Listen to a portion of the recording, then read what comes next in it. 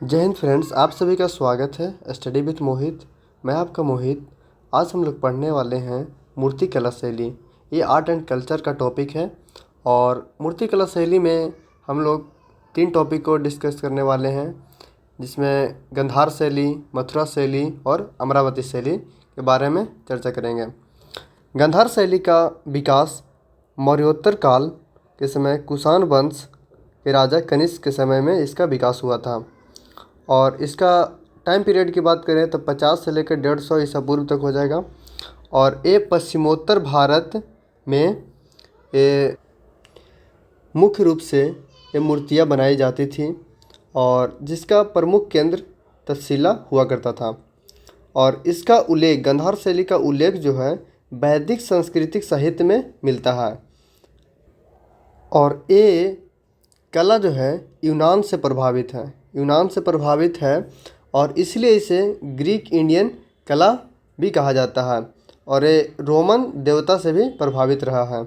और गंधार शैली में जो मूर्तियाँ बनती थी पहले, वो मिट्टी, चूना और प्लास्टर से तीनों चीज़ से मिलाकर बनता था, जो बहुत ही कमज़ोर हुआ करता था। लेकिन बाद में इसे काले और भूरे रंग के पत्थर में इसे बनाया जाने लगा। धर्म का प्रभाव, इसमें गंधार शैली में किस धर्म का सबसे ज़्यादा प्रभाव रहा था? तो इसमें रहा था बौद्ध धर्म का सबसे ज़्यादा प्रभाव रहा था। मुख्यतः बुद्ध की मूर्ति महायान शाखा की थी। और मूर्ति की विशेषता में देखते हैं तो इसमें भगवान बुद्ध की जो मूर्ति थी उसमें घुंघरेले बाल हुआ करता था और बलिष्ठ शरीर यानी बलवान शरीर हुआ करता था, जो योग करते हुए योग की मुद्रा में रहते थे।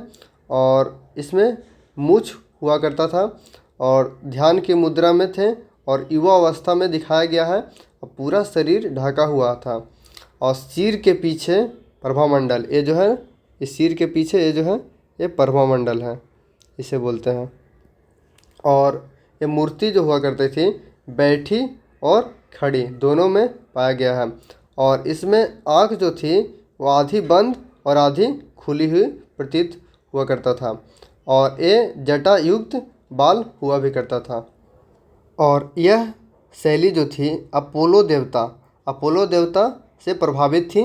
और इस गंधार शैली में रोमा देवी की भी मूर्तियाँ बनाई गई थी और साथ ही बुद्ध भगवान की मूर्तियाँ भी थीं। नेक्स्ट आते हैं मथुरा शैली में इसका विकास मौर्योत्तर काल के समय कुषाण शासक के काल में हुआ था। पहली और तीसरी शताब्दी में इसका टाइम पीरियड है, उसमें देखा गया था। और इसका विस्तार जो था उत्तर भारत में था और ये मथुरा, वाराणसी, कौशाम्बी इसका प्रमुख केंद्र था और इसका शुरू मथुरा से ही हुआ था। इसलिए इसे मथुरा शैली भी कहा जाता है, क्योंकि इसकी शुरुआत मथुरा से ही हुआ था। और इस शैली में मूर्ति जो बनाई गई थी लाल बलुआ पत्थर की मूर्ति बनाई गई थी। और किस धर्म का इसमें प्रभाव रहा था? तो सबसे ज़्यादा बौद्ध, जैन, हिंदू, यानी तीनों धर्म का इसमें प्रभाव रहा था। और यह शैली पूर्णतः भारतीय शैली थी, यह स्वदेशी शैली भी इसे कह सकते हैं। मूर्ति की विशेषताएं में देखते हैं, इसमें चौड़ा सीना और बाल विहीन था, यानी बाल नहीं थे। और इसमें नग्न मूर्तियाँ हुआ करता था और बायां हाथ जो था आसन नस्त हुआ करता था और दाहिना हाथ अभय मुद्रा यानी आशीर्वाद में हुआ करता था। और कपड़े बाएं कंधे पर हुआ करता था और प्रसन्निक चेहरा यानी आध्यात्मिक के रूप में इसे चेहरा को दर्शाया गया था और इसमें मूछें नहीं था। और मथुरा कला शैली में भगवान बुद्ध के मूर्तियों के साथ साथ महावीर स्वामी की मूर्तियाँ, यक्षनी की मूर्तियाँ भी देखा गया है। नेक्स्ट बात करते हैं अमरावती शैली इसका विकास सातवाहन शासक के समय में हुआ था और ये दक्षिण भारत में गोदावरी और कृष्णा नदी के अमरावती क्षेत्र में इसका विकास देखा गया था, जो आंध्र प्रदेश में पड़ता है। और इसमें क्या क्या सामग्री से मिलकर बना था? तो ये था सफ़ेद संगमरमर के द्वारा इसे बनाया जाता था। अमरावती शैली में जो मूर्तियाँ बनाई जाती थी सफ़ेद संगमरमर के द्वारा बनाई जाती थी। और इस शैली में पूजा और योग को दिखलाकर कहानियों को बताया गया था। और इसमें जो है इस शैली में पूजा और योग को कहानियों के रूप में इसे संकेत करके दिखाया गया था। और इसमें कई मूर्तियाँ जो था एक साथ बनाई जाती थी, यानी ग्रुप में अमरावती शैली में मूर्तियाँ बनाई जाती थी, ग्रुप में हुआ करता था। और इस कला की मूर्तियाँ, इस कला की जो मूर्तियाँ थी वो जातक कथाओं की है और इसका चित्रण के माध्यम से बताया जाता था। और इस कला की मूर्तियाँ कैसे था, चित्रण के माध्यम से बताया जाता था। और मूर्तियों का जातक कथाएँ की थी। और जातक कथा में किन की उपदेश है, महाबुद्ध। और जातक कथा में क्या है, महात्मा बुद्ध के पूर्व जन्म की 200 कहानियों का वर्णन किया गया है। और नेक्स्ट बात करते हैं, ये पूर्णतः भारतीय कला में विकसित किया गया था अमरावती शैली को। और इसमें बौद्ध धर्म की ज़्यादा मूर्तियाँ बनाई गई थी। यहाँ पर फ्लो चार्ट के माध्यम से देखने का प्रयास करेंगे। इधर में शैली लिखा गया है, जगह, रंग, वंश और धर्म, अवस्था, संकेत।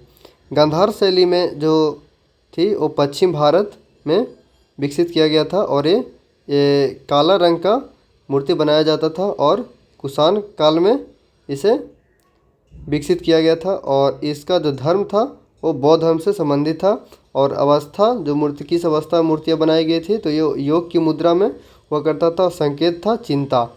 और मथुरा शैली में जो मूर्तियाँ थी उत्तर भारत में बनाई गई थी। और इस जो लाल रंग का बनाया गया था और ये कुषाण वंश के दौरान इसका विकसित किया गया था। और ये बौद्ध, जैन और हिंदू तीनों धर्म की इसमें विशेषता है। और इसका अवस्था आशीर्वाद हो जाएगा और इसका संकेत प्रसन्नता हो जाएगा। और अमरावती शैली में दक्षिण भारत में विकसित किया गया था। और ये सफ़ेद संगमरमर का बनाया गया था और सातवाहन वंश के समय में। और इसमें बौद्ध धर्म की सबसे ज़्यादा मूर्तियाँ बनाई गई थी। और ये मूर्तियाँ ग्रुप में बनाई जाती थी और इसमें संकेत कहानियों के रूप में दर्शाया जाता था। आई होप इस टॉपिक को आप लोग समझे होंगे। नेक्स्ट वीडियो में आपसे मिलेंगे। जय हिंद।